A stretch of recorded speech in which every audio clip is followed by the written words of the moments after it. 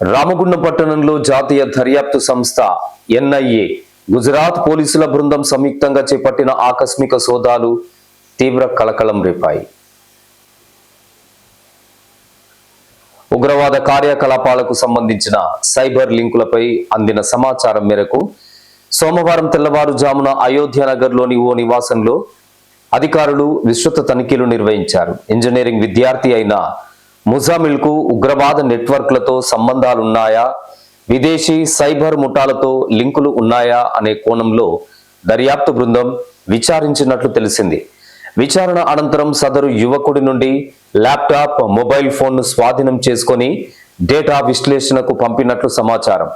ఈ విచారణపై విద్యార్థి ముజామిల్ స్పందిస్తూ గతంలో ఆర్టిఫిషియల్ ఇంటెలిజెన్స్ కోర్స్ నేర్చుకునేందుకు ఆన్లైన్ గ్రూప్లో చేరానని తెలిపాడు.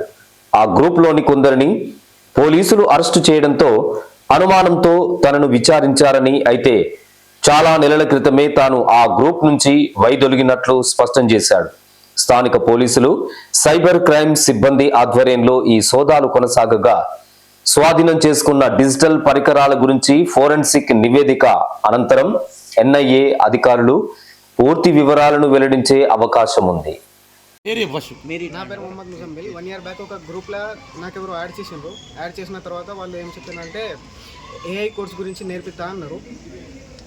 నేర్పిస్తా అని ఏమేమో అంటే క్రైమ్ చేసిండ్రు. వాళ్ళు చేసిన తర్వాత వాళ్ళు అరెస్ట్ అయితే మళ్ళీ నాకు వచ్చి, నేను ఆల్రెడీ ఎప్పుడే ఎగ్జిట్ చేసేసిన దానిలోకి వెళ్ళి, మళ్ళీ ఇప్పుడు వచ్చి నా కోసం ఎంక్వైరీ చేసి వెళ్ళిపోయాను అంతే. ఏమనలే, వచ్చారు, చూసారు, చెక్ చేసారు, ఫోన్ ఇంకా ల్యాప్టాప్, వెళ్ళిపోయాను అంతే. వచ్చిన వాళ్ళు ఎన్ఐఏ పోలీసులా? గుజరాత్ నుంచి వచ్చారా? సైబర్ క్రైమ్ గ్రూప్ పేరు అది ఇప్పుడు 1 year బ్యాక్ అయింది. అది నాకు ఇప్పుడు మంచిగా గుర్తు కూడా లేదు. దానిలో ఏమైంది కూడా నాకు తెలియదు. అది తీసుకొని ఇప్పుడు వచ్చిండ్రు వాళ్ళు. ఆ గ్రూప్ పేరు కూడా నాకు తెలియదు. దానిలో నేను అసలు ఉన్నా కూడా నాకు తెలియదు. వాళ్ళు ఏదో నేర్పిస్తాను దానిలో యాడ్ చేసిండ్రు అంతే.